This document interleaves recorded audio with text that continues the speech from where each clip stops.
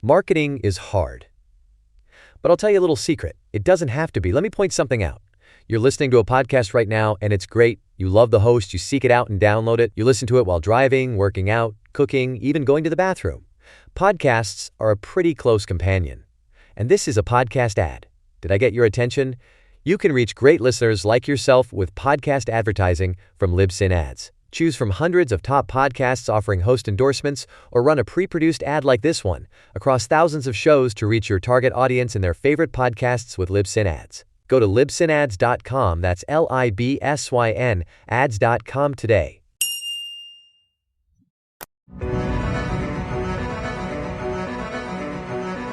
Dearest fantasy readers, welcome to the Dear Fantasy Reader podcast, where two best friends, Hannah and Karen, travel through the pages of our favorite romantasy novels.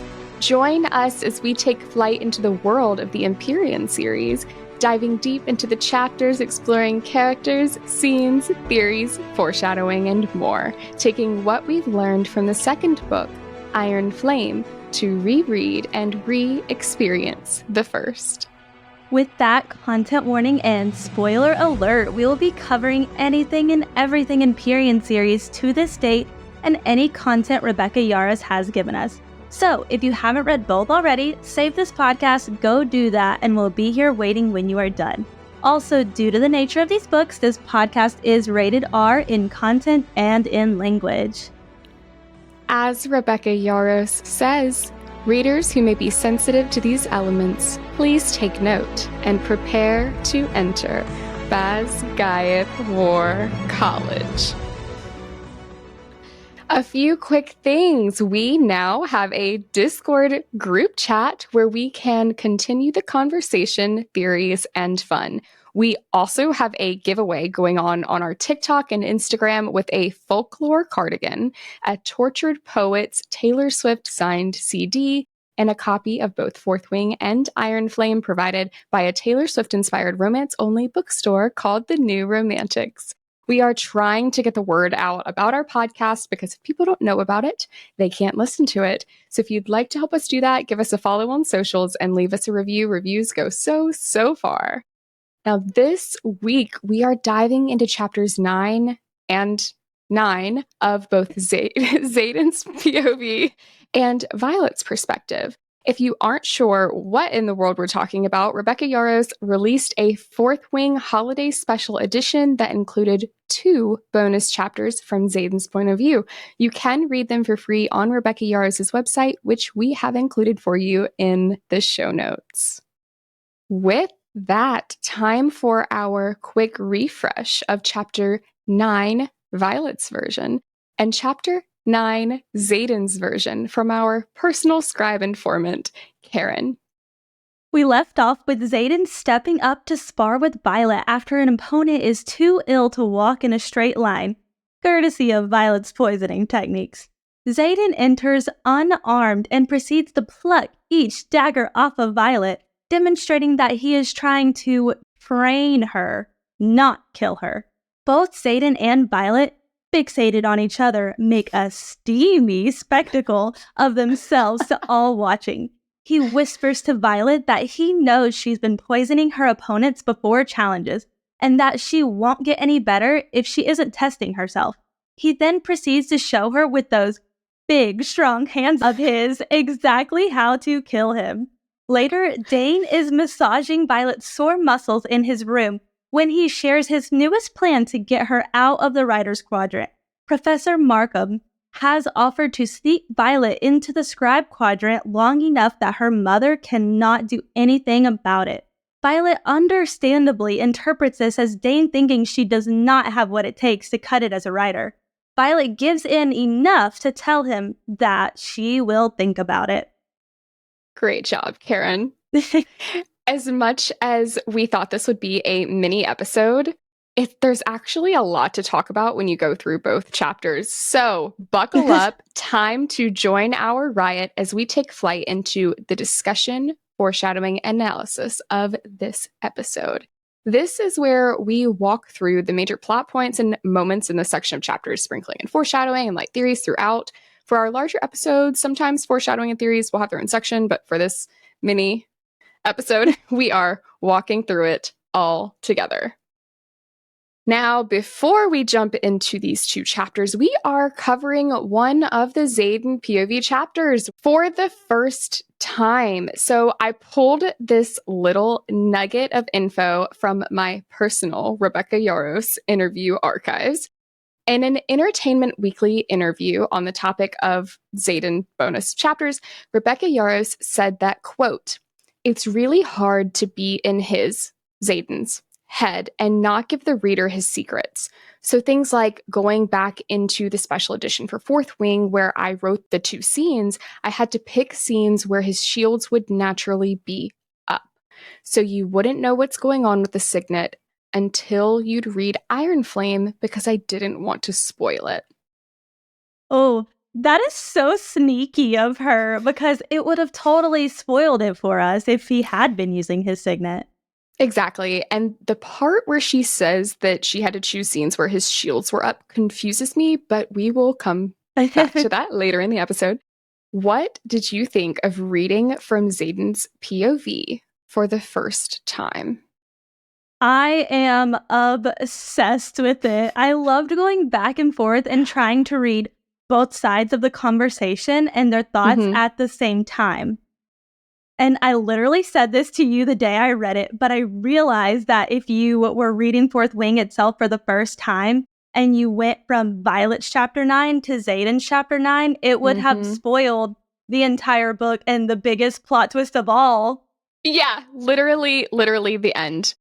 With these bonus chapters, they are included at the end of the holiday edition book so that the reader would already know about the Fourth Wing secrets. And it makes total sense why she couldn't and can't integrate more of Xaden's POV throughout the books, because he has so many secrets it would ruin the surprises for us, which is the case for Iron Flame as well, because she said she can't give us more points of view from Xaden until he stops keeping secrets.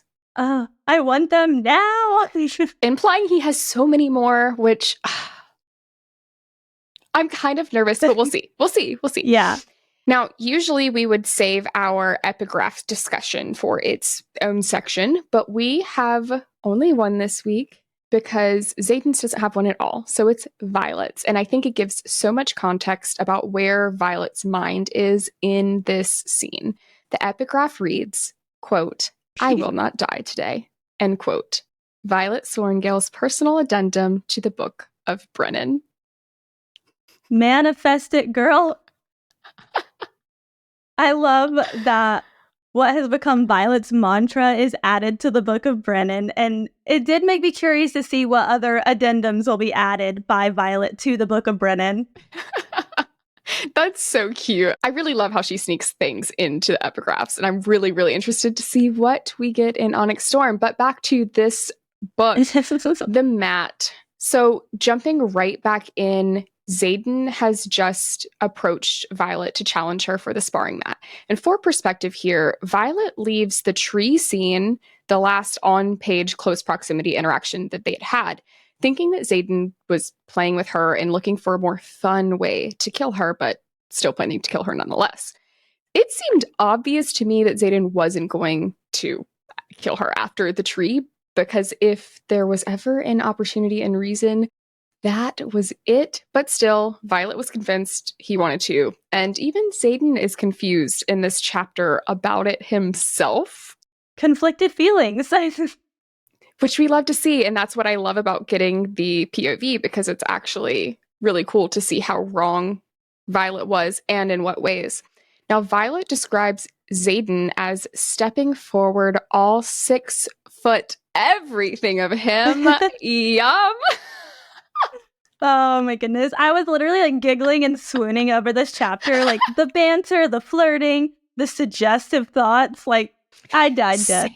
Same. This was one of the first points I was like, oh, I'm going to love this book.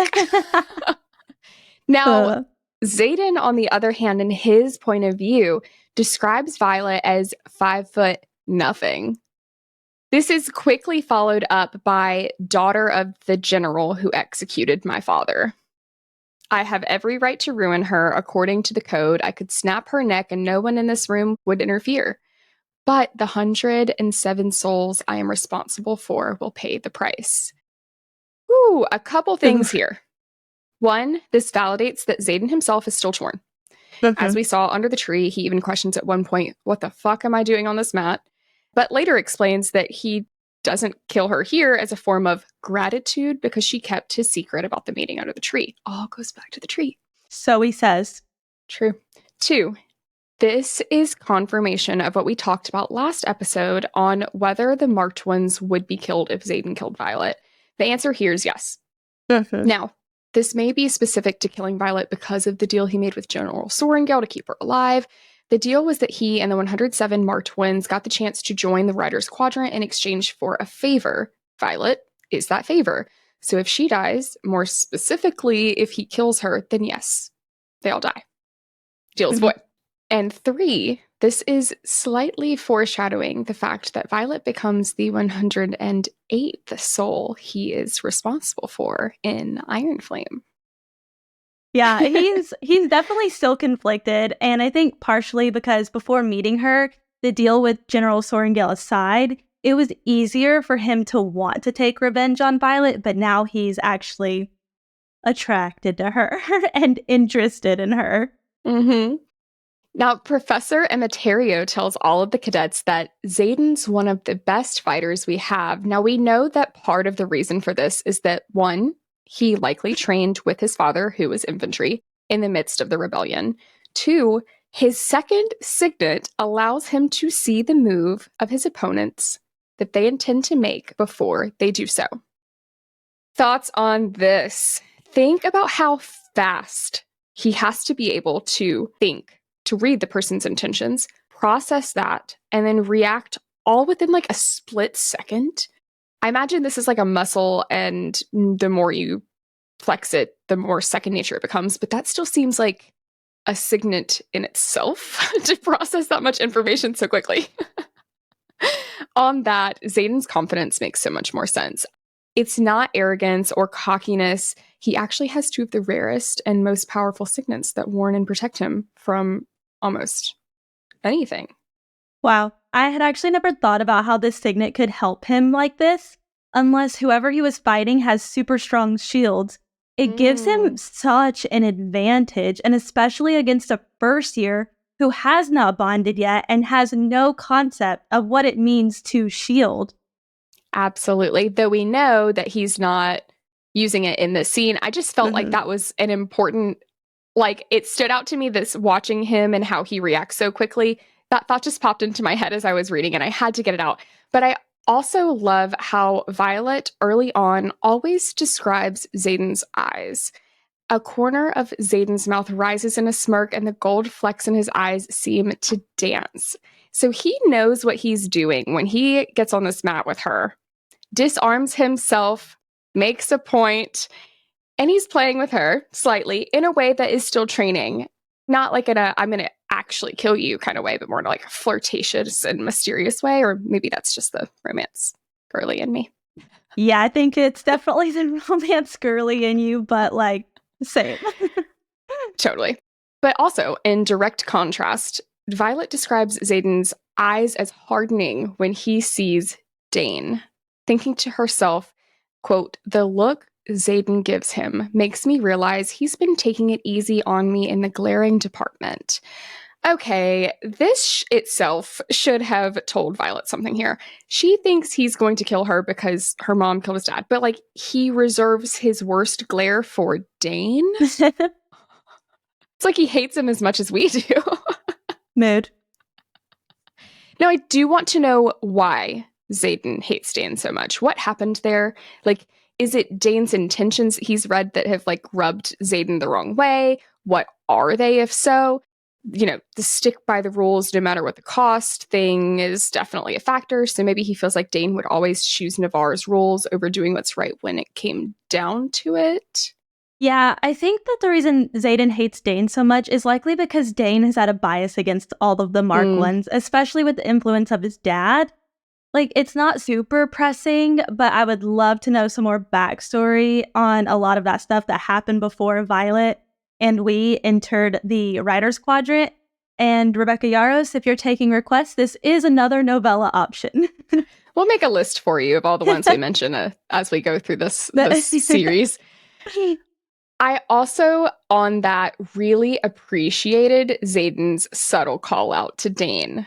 The first of several in this chapter, saying, quote, "She'll be in one piece when I'm finished teaching her," which is what Dane should have been doing from the start. Oh my gosh, yes. It's a call out that was necessary too. And like we mentioned last week, he's just saying the same thing that Dane said about Orly in chapter 8, when he said taking it easier on her won't do her any favors. Yes. That is a really good point that I didn't even think about. And Xaden is so sassy with this. He says, "No one asked you to think, squad leader." Oh, if I was Dane and on the receiving end of that comment, I think I would die of mortification. Now, following this Dane interaction is the moment that Xaden's perspective begins, and we get our first Sigale lecture. This is reckless. I love that we get this point of view, and it's so fascinating to see more about the bond with Sigale. I really can't wait for you to read chapter 16, and I'm super, super hopeful that we're going to get more Xaden POVs where we get to see more of his bond, especially with what's coming in Onyx Storm. But anyways. Now, I noticed in Xaden's POV that Rebecca Yarros made it a point to explain how Xaden sees Violet's moves coming, which I think was her way of covering her bases, since she has to hide his intrinsic ability to save this surprise for us. For example, in his POV, he says, "Her shadows on the mat give her away." Also, "I catch it by pure reflex," and she attacks in a typical first-year swiping kick combo, which is as easy to predict as it is to block. That one, even more so, like so intentional on Rebecca's part. I just found this interesting as they stand out so much now that we know he is usually going to be using his signet, but she had to write this chapter in a way that wouldn't spoil it for us, but would still be accurate to what would actually be going through his mind and what we actually would have been doing in those moments. It's so good and so smart. I love it. I find it so fascinating. Now, going back to what Rebecca Yarros said about picking this chapter for his POV, she said, quote, "I had to pick scenes where his shields would naturally be up, so you wouldn't know what's going on with the signet unless you'd read Iron Flame, because I didn't want to spoil it."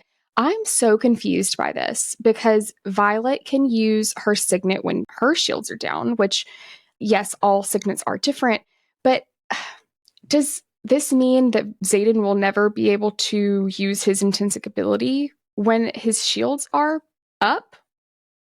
That seems so limiting, which maybe is the point. Oh, I don't know. Or maybe he hasn't mastered them fully enough to be able to use it while shielding. I mean, he hasn't had anyone to learn from for that specific signet, so maybe he's just not as skilled in it yet. But it's a really good point that you make, though. I just had a thought. Maybe it's because his focus is on the mind. And so shielding takes place in the mind. So maybe, yeah, it's like he does have to increase his skills to be able to like keep his shields up while still infiltrating, using his mind to get into other people's. Ooh. I wonder if that would be the same for Dane then, too. He would have to keep his shield down whenever he's touching people's faces. I don't know that we've gotten any insight on that, so that's could be an intrinsic thing. You're right. Or like the variations of it, it was an easier choice for Rebecca to give an out to not spoiling it for us. True. But that does set precedent and limitations on his signet going forward. That's really interesting to think about. I really hope that we get another holiday special edition with Xaden's POVs for Iron Flame, with him reading intentions, so that we know what using his signet looks like for him. Rebecca Yarros has implied that we will get them, and I think it would be perfect timing with Onyx Storm releasing in January for us to get this context and have it going into Onyx Storm. Maybe that's just wishful thinking, though. Me too, but it's not even a want at this point. I need it. Yeah. Same. Rebecca, again. If you're listening. She totally listens to this podcast and takes our suggestions. Totally. For this point of view chapter, though, Xaden explains this by saying he locks his shields in place because Dane is nearby. Now, I'm thinking maybe this is why he hates Dane so much, because his signet is so dangerous, combined with him being a rule follower to a moral fault. But does this mean that Xaden can never use his intrinsic ability on Dane, because he would always have his shields up around him? Oh, that's such a good point and so true. I can't really imagine Xaden allowing Dane to get close enough to him to touch his face. Yeah, that's true. Though I think Xaden knows better than anyone how signets can evolve over time and doesn't want to risk Dane evolving to where he doesn't even have to touch the person's face at all to steal their memories. So it's just like not worth the risk for how many secrets Xaden has to protect to leave him down near him, no matter if he's far away or not. At least that's my thought. And like taking away the signets and everything, his fighting skills are also just amazing on their own. Like he is super fast from training, and Violet's not skilled on the mat. We have definitely learned that. And also when Violet flings her dagger at him and he catches it and he says he's already seen that move. So he's also super smart and just learns how to fight people just by observing them as well. That's very true. That's very true. It did stand out to me specifically because Rebecca Yarros seemed very intentional about including the explanations, whereas she could have just alluded to his exceptional skill with like a little less effort. But that's very fair. Like we have to consider he's likely trained for a very long time because of who his dad was. Yeah. I do want to talk about the symbolism of Xaden disarming Violet, one dagger at a time, in contrast to him having specialty-made daggers for her that are an even better fit in later chapters. I love that. I love it.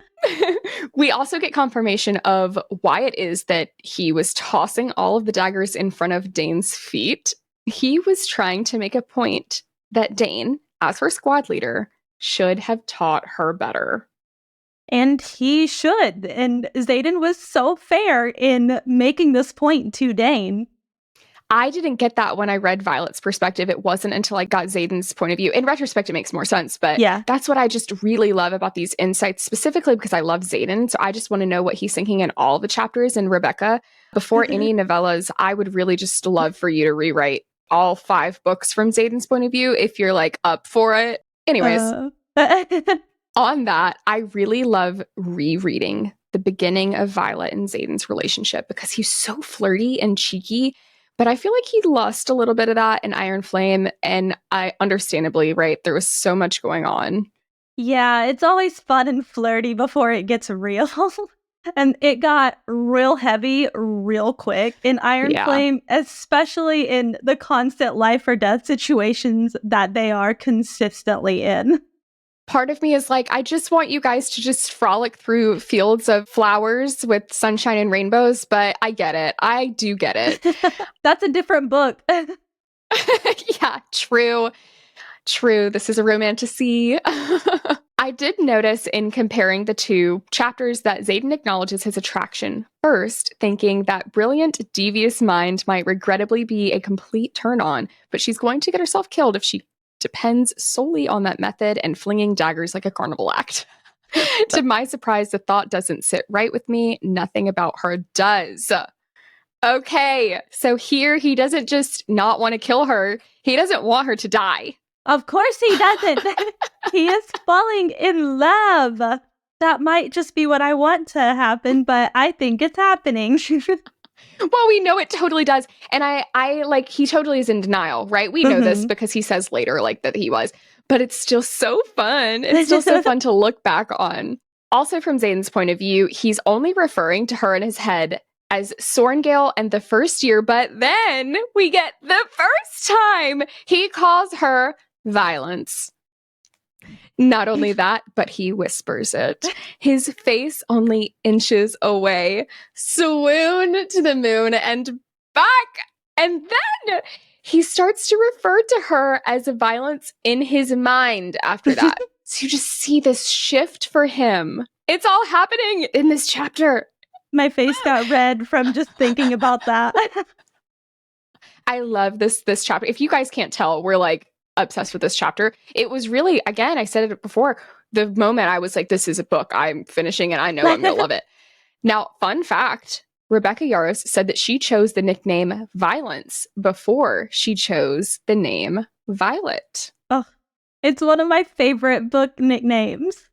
It's so cute. And I also like, it's just so fitting for her, right? And I think it's been implied that Rebecca built Violet from that. What is this like contrasting nickname to this petite, loving, good-hearted girl? I love it. Well, I love it. I love it. I love that she just decided that was going to be a characteristic of Violet before even naming her Violet. Oh, yeah. Oh, yeah. I keep saying I love. Guys, I'm obsessed with this chapter. And I really did love all of the contrasting moments between the perspectives. It pisses Vi off more that he isn't trying to kill her, but that he is disarming me just so he can prove a point.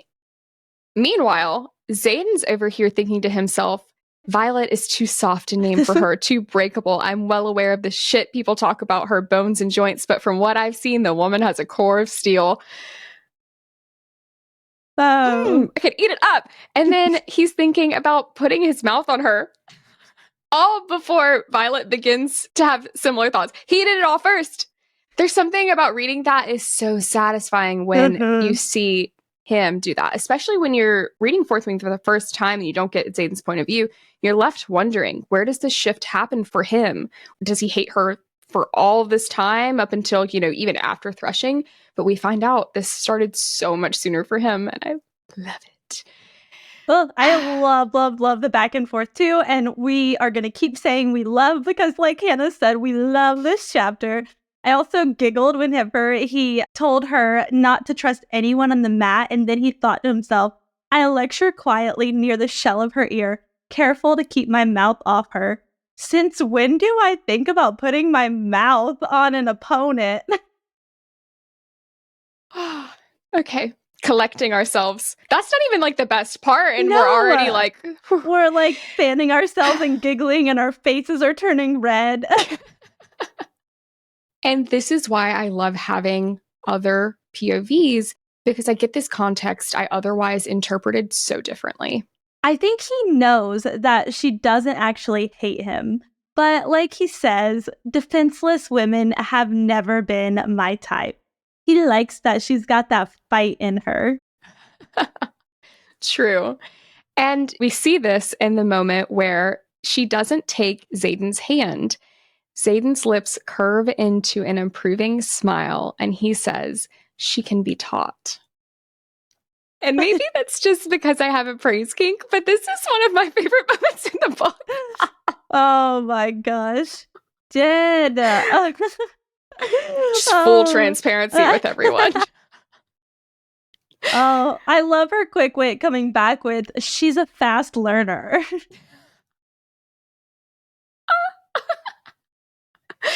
Xaden later thinks, I'm used to being loathed, but the combination of her hatred and her silence about seeing us meet is too intriguing to ignore.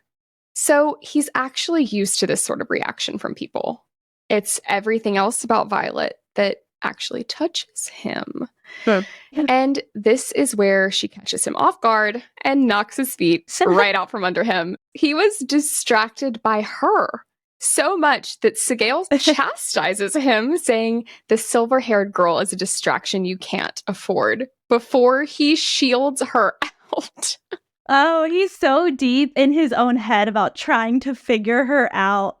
I loved Sigale getting onto him as this scene.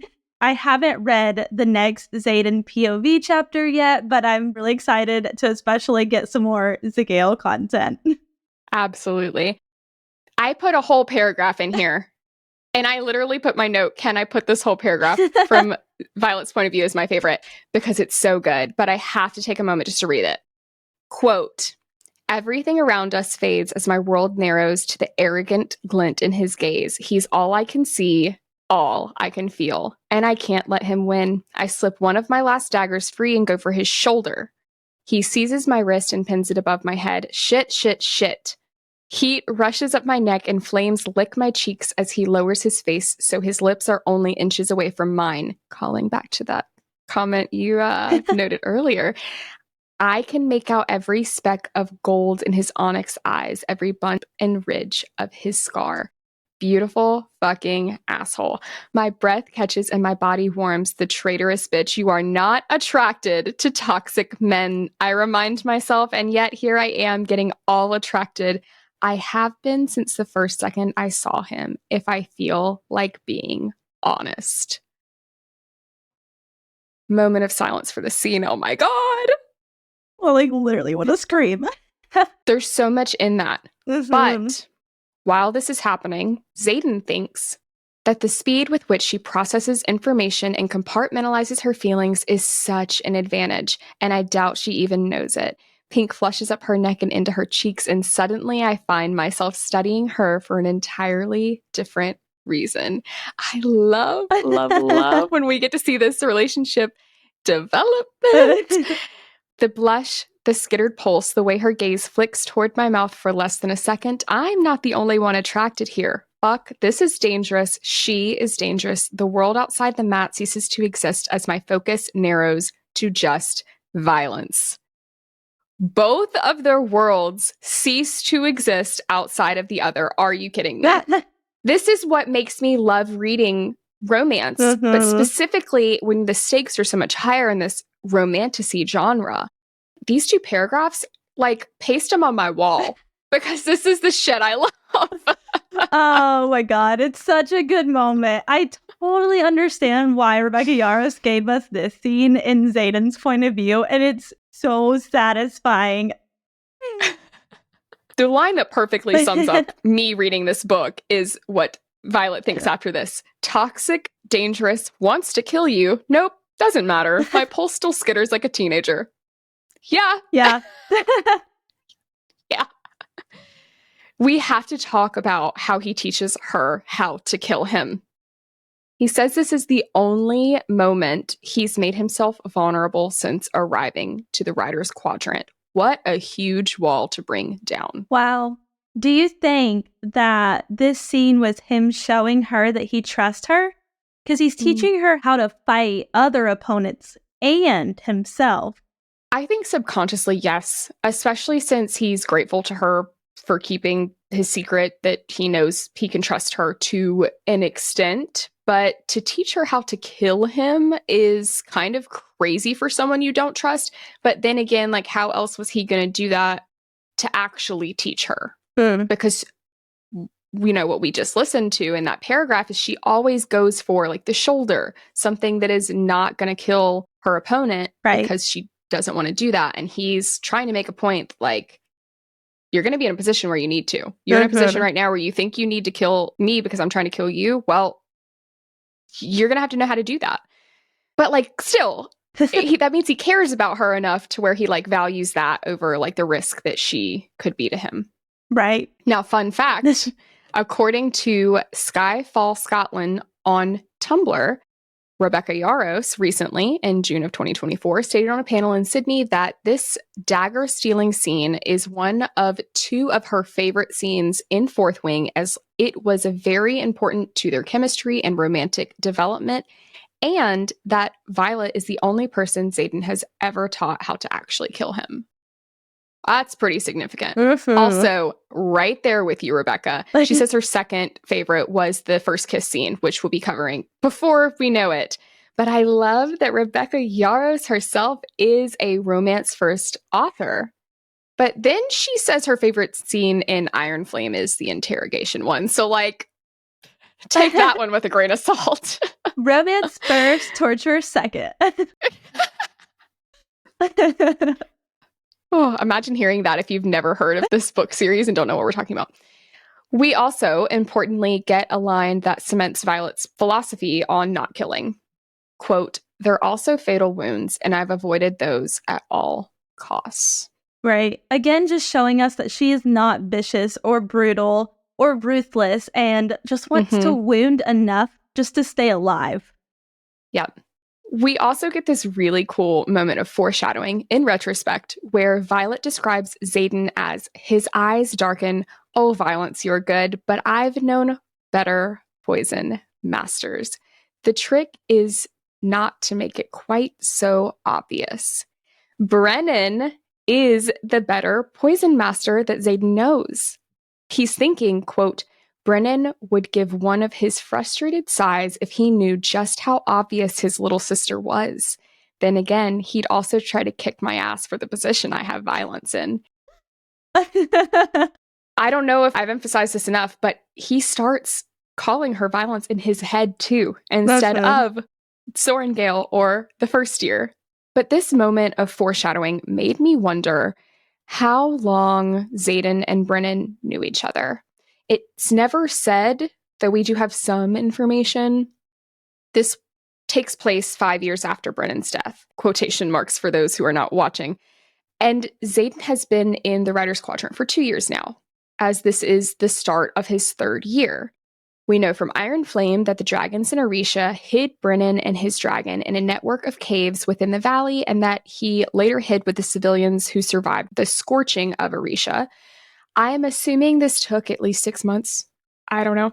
So at most, that gives Brennan and Xaden like 2.5 years max. I went far deep into this. Like my wheels were turning. But I think Brennan only came to Ryerson House when he joined the Assembly, and I'm not sure how long ago that was. Anyway, it was long enough for Brennan to poison someone in a way that wasn't as obvious as Violet was. Oh, I wonder who he poisoned.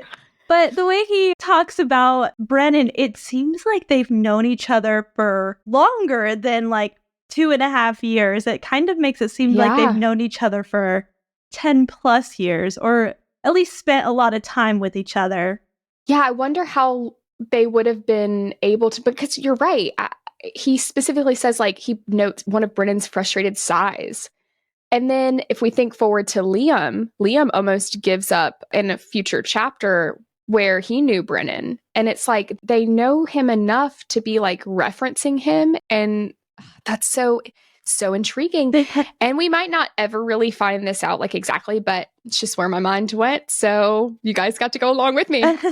And he might have known them before the 5 years as well.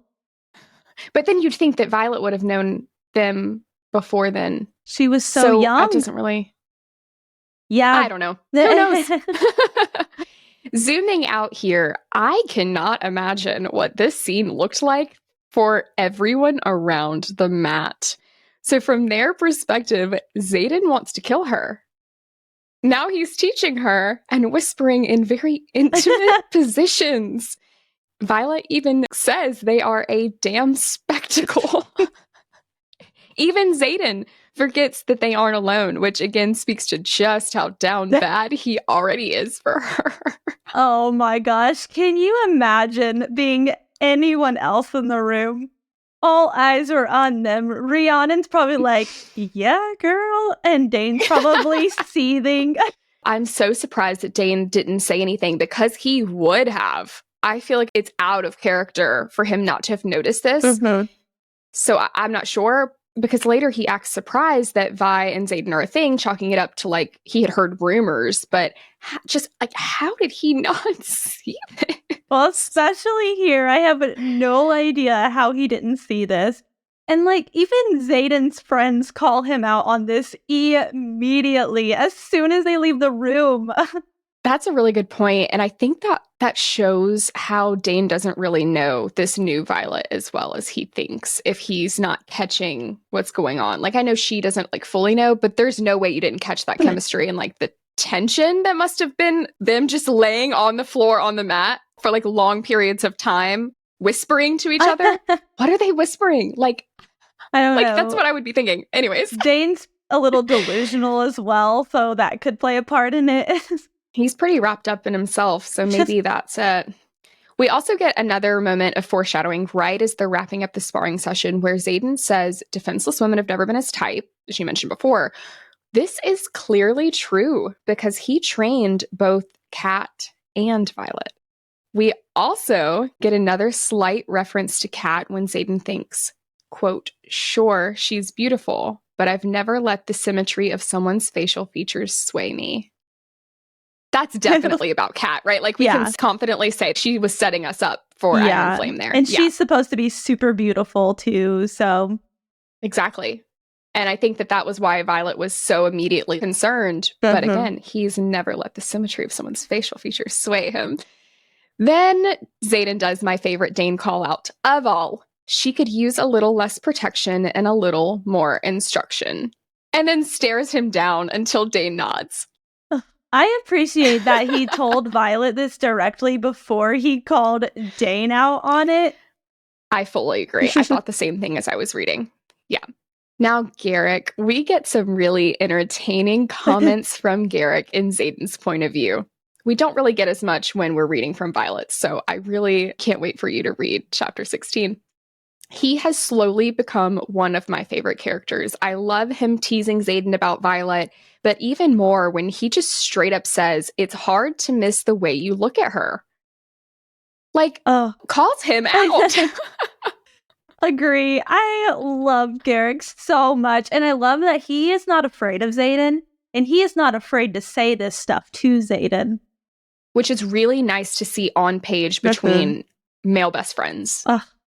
And he balances it out really well when he quickly reverts back to teasing with, oh, would you please, I need you to use those big, strong hands to show me before Xaden shoves him.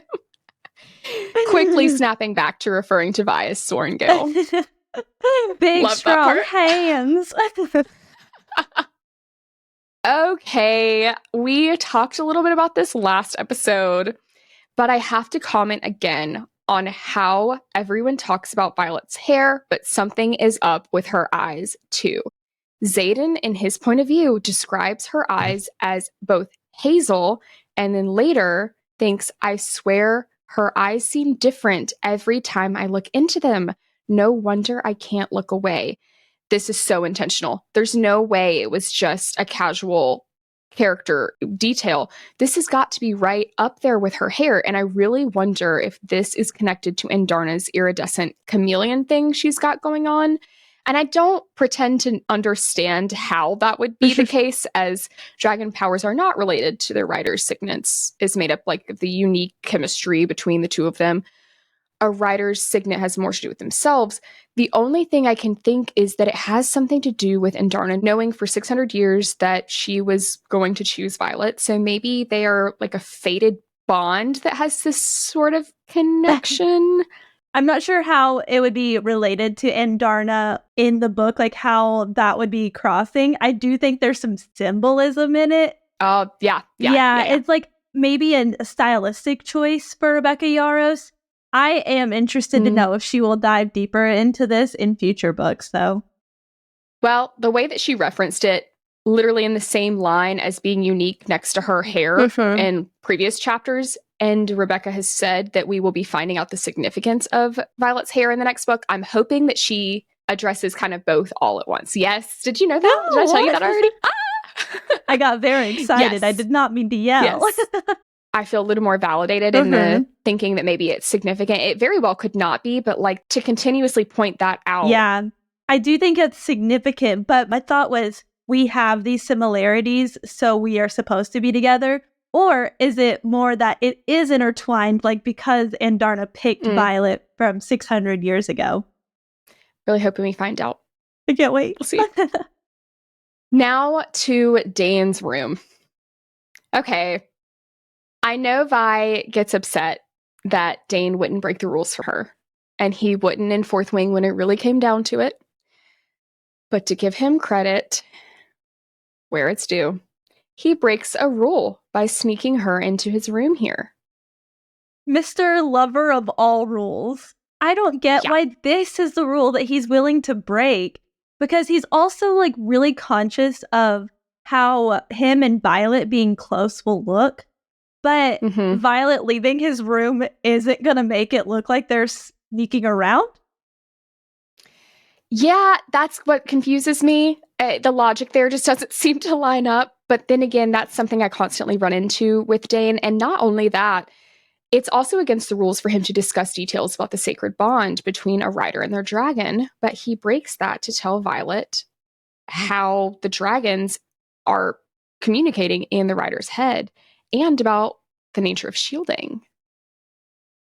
Ooh, this man wants to follow all of the rules, but Violet might just be his weakness. Yeah, except for when it really comes down to it, for her, like when she was, when it came down to the one rule that mattered in saving her at threshing, he wasn't willing to. So it's like not even that it's necessarily his weakness when it matters. Right. Or I don't know. Whenever she, in a few chapters, we'll see when she's literally attacked in the middle of the night and he's too much of a lover of the rules. Wait, does that make sense? Oh, with Amber Mavis? Yeah. He immediately jumps to that.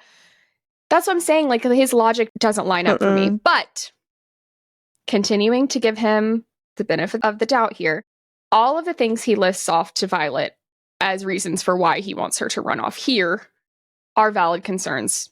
Crush up Violet's as a threat? Well, damn. So he has a point here about having to watch Vi be attacked by other first years at threshing, unable to do anything, which also sets us up for Xaden having to watch, knowing it's against the rules to help, but he still steps up. That is true. But I am on Violet's side that Dane is not helping her by finding her an escape. In fact, it does seem like he doesn't have any faith that she can learn how to protect herself, and he's not doing what he can to help her even try to succeed. No, he's not. And in this emotional moment, he does reach out to touch Violet's face. We do not think that he is trying to read her memories here, but I think that it is setting up how often he touches her and will, in the future, accidentally steal her memories. Yeah, I think that might be the case in retrospect. I don't necessarily, for what we've reread so far, think that he has actually stolen them yet. I think that's coming sooner rather than later, but I don't think it's happened yet. I don't think it's happened yet either. Anyways, I'm always Team Violet. Same. If you couldn't tell by us basically shitting on Dane every single episode so far. But I've really tried to not. He just makes it really difficult not to. I have not tried to not. Now we are heading over to our healers quadrant for a temperature check on the characters that were doing pretty hot this week and the ones that were not so much. Starting with, who is feeling hot for you this week, Karen? Okay, so it's always going to be Xaden, obviously. That's my pick. Yeah, he's always going to be on this list for us, I think. But my other one is Garrett. And I just love how he called Xaden out right away. We mentioned that before. But whenever he specifically says, you in the mood to spar with first years? Or just that particular first year? I loved it. Everything about his interactions is just fantastic. Yeah. The so not, I'm going to say it before you do because you got me with Xaden. I think I have made it abundantly clear that Xaden was like it this chapter, but Dane is the so not. Now, is this a so not that has like been as strong as previous? I don't think so. I think I'm going to lay it off of him a little personally this week because I do see his reasoning, but he's still in the knot.